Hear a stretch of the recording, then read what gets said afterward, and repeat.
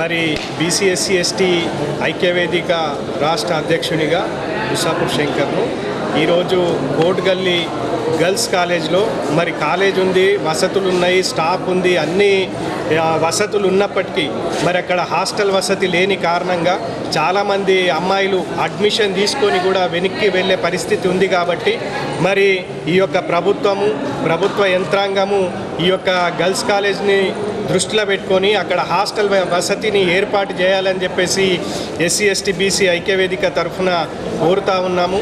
మరి గౌరవ జిల్లా కలెక్టర్ గారు కూడా స్పందించినారు. అది మరి ఈ యొక్క కాలేజు ఏదైతే క్లాసెస్ స్టార్ట్ కాకముందే ఇది తొందరలోనే మేము హాస్టల్ రన్ చేస్తామని చెప్పేసి మరి ప్రభుత్వం తరఫున కూడా తొందరగానే డిక్లరేషన్ చేస్తే మరి పిల్లలు కూడా ఎక్కువ వచ్చేది ఉంటుంది.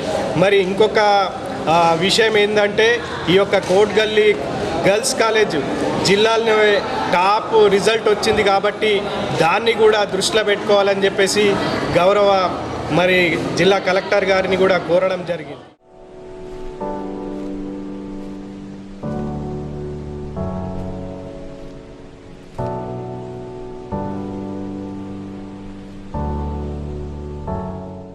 మండలం ఉప్లూరు విలేజ్ అండి. ఉప్లూరు విలేజ్లో నడి గ్రామంలో రైస్ మిల్ కొన్ని సంవత్సరాలుగా నడుపుతున్నారు.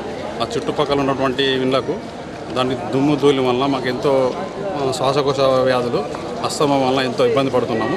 దాన్ని తొలగించడం కోసం అని చెప్పి గ్రామ సెక్రటరీను ఎంఆర్ఓకు ఫిర్యాదు చేయడం జరిగింది. సంవత్సరం నుంచి వాళ్ళు పట్టించుకోలేదు.